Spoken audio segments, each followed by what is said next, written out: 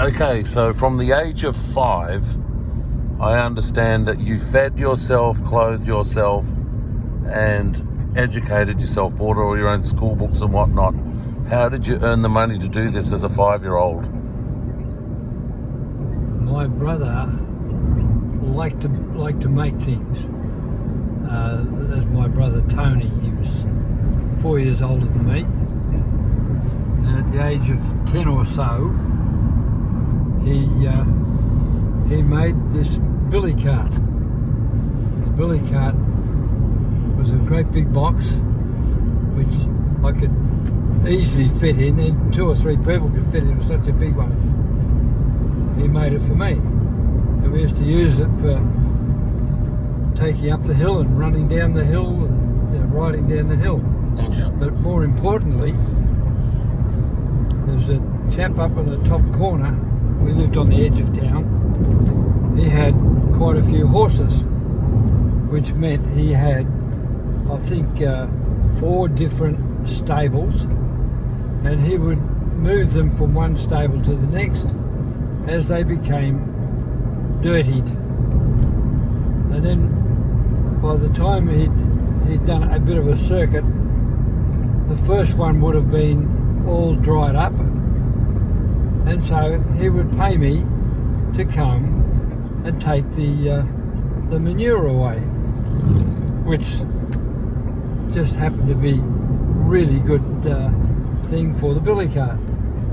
So he would pay me to clean up the place, which was simple enough because it's just dry, you just shovel it. And then I would take it to the neighbours, sell it to the neighbours as garden manure, and at the end of that I'd collect all their empty bottles and any scrap metal, take it home and just build up a stash. Like at one point we had beer bottles, which were, you get 4 pence per dozen, and I had them stacked up as high as their wooden fence, which is almost 2 metres high, and then perhaps 3 deep. They were quite a lot. And like in one round trip, I cannot remember what sort of money I made, but it was certainly in a week I would make almost half as much as my father would make doing a labouring job. So it was quite good. But then I hit upon the really good money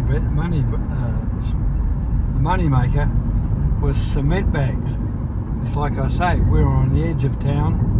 A lot of new houses were being built, which meant thousands upon thousands of cement bags, because they used to mix their own cement. They didn't have the trucks come in like they do today. And I used to talk to the people and say, please do not put a shovel through the middle of the bag, slice the top of the bag. And the idea of that, and then they would empty it out, put it in the lime pit and make up their cement, and throw the bags aside for me. And I'd come over there, and what you do, you take there were about 10 ply of beautiful stiff brown paper, and the outside would be dirty, the inside would have some cement, concrete. So if you take those 2 layers away, you've got all these layers of beautiful brown paper, which a firm called Huthwaite's, they were mixed business, furniture, all of that. They would pay me an absolute fortune for these things, and I'd take them down by my mother used to put them in the back of her utility and take them down. Again, one load of that was probably 2 weeks' pay for my father, so I used to go halves with him. And at the same time, I had a couple of potty sheep, and they were about 3-part merino, and the fleece on these sheep, I was several centimetres. I can't, 6 inches. And my father used to get a man to shear them twice a year, and he would pay him in vegetables. And then once again, we'd be getting 2 weeks' pay for these fleeces, and I'd share it with my father. So he always had a little bit of spare cash, and I certainly always had some spare cash. So I actually was able to afford one birthday for my mother to buy one of the very first Mixmasters that come to Australia.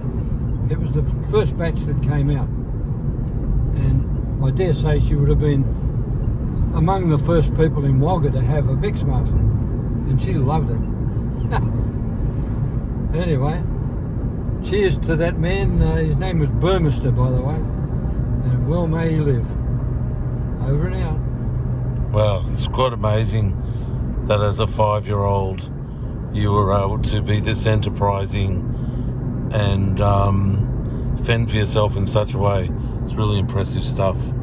Thank you.